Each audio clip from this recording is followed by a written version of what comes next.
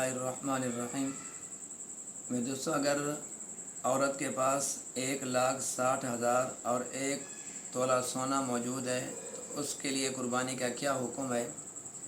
میں دوستوں، اگر عورت کے پاس 1,60,000 اور 1 تولہ سونا موجود ہے تو اس کے اوپر عورت کے اوپر قربانی کرنا واجب ہے۔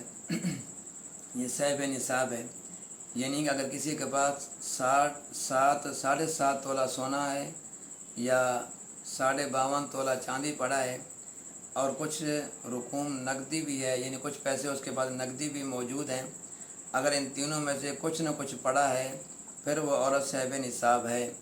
اب اگر وہ صاحب نصاب ہے پھر قربانی کرنا یہ عورت کے اوپر واجب ہے، لازمی ہے۔ پھر یہ کسی سے قرض لے کر بھی قربانی کر سکتی ہے۔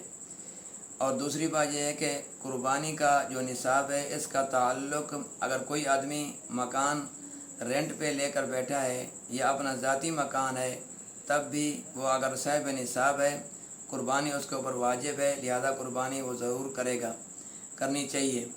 اگر آدمی یہ نہ تصور کرے، یہ نہ کہے میں تو رینٹ کے مکان پہ رہتا ہوں، یعنی کہ میرا مکان اپنا ذاتی تو نہیں ہے، میں تو کرائے کا مکان لے کر بیٹھا ہوں، اگر اپنا مکان ہو تب میرے اوپر قربانی واجب ہے، اگر رینٹ کے مکان کے اوپر میں بیٹھا ہوں تو میری قربانی میرے اوپر واجب نہیں ہوگی۔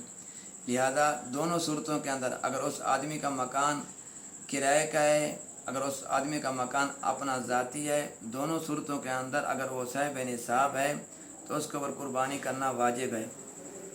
اور 1,60,000 اور 1 تولہ سونا اس عورت کے پاس ہے، اب یہ قربانی عورت کے اوپر واجب ہے، مرد کے اوپر قربانی واجب نہیں ہے۔ قربانی کی مرد کی آمدنی کم ہے اور اس کے پاس اتنے پیسے نہیں ہیں کہ وہ صاحب نصاب ہو، لہذا اگر وہ صاحب نصاب مرد نہیں ہے اور یہ سونے کی جو مالکہ ہے وہ عورت مالک ہے اور سونے کی مالک بھی عورت ہے، 1,60,000 جو پڑا ہے وہ بھی اس مالک عورت ہے، اگر اس کے پاس کچھ چاندی بھی پڑا ہے، لہذا اگر یہ سب چیزیں ملا کر دیکھیں 52.5 تولہ چاندی بنتی ہے یا اس سے زیادہ رقم بنتی ہے تو لہذا اس عورت کے اوپر قربانی کرنا واجب ہے۔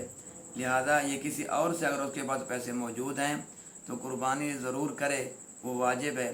اگر اس کے پاس پیسے موجود نہیں ہیں کسی اور سے قرض لے کر بھی قربانی کرے، اگر وہ قربانی نہیں کرتی تو عند اللہ وہ ثواب دہ ہوگی، لیکن اس کا سوال کیا جائے گا۔ قربانی کرنا اس عورت کے لیے واجب ہے اور ضروری ہے۔ اللہ ہمیں سمجھنے، اللہ ہمیں عمل کرنے کی توفیق عطا فرمائے۔